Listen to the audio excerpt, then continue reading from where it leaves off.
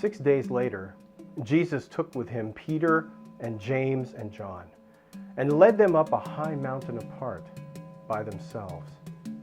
And he was transfigured before them, and his clothes became dazzling white, such as no one on earth could bleach them.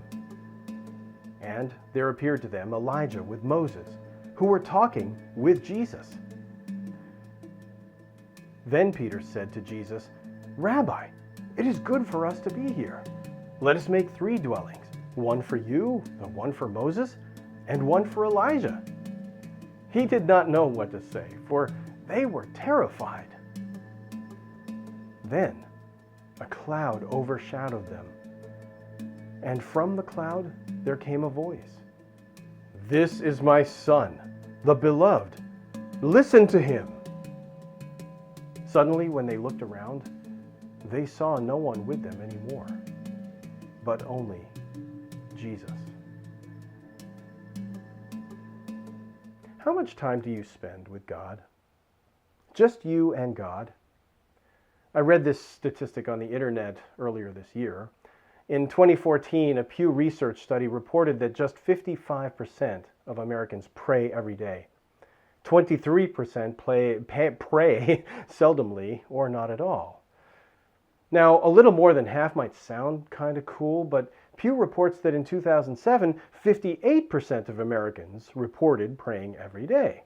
So that's a drop of just 3% of Americans who pray daily in just 7 years.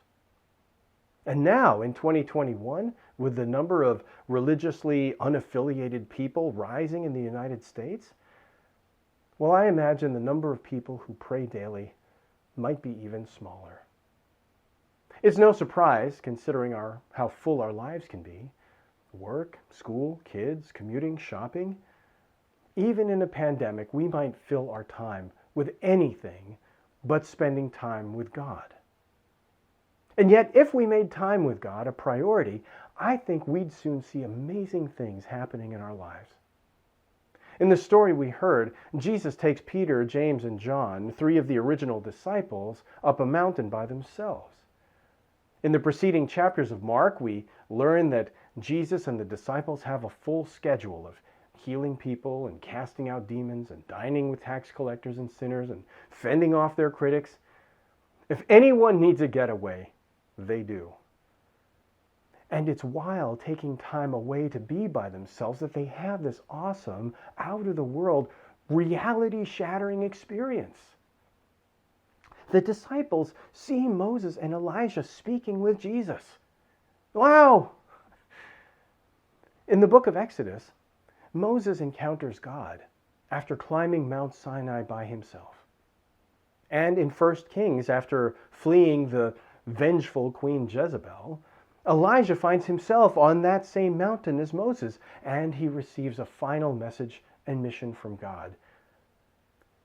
Sometimes we have to take time to ourselves and find a sacred space and rest and recharge and renew ourselves in God, especially if we've just had too much. It doesn't have to be up on a mountain, too. I mean, it could be walking on a beach or down a trail. It could be a little sacred space that you've set up in your home. It could be some quiet time in a church. Wherever you feel most connected to God, make sure to spend some time with God every day, or at least a few times a week. Now me, I love going on walks.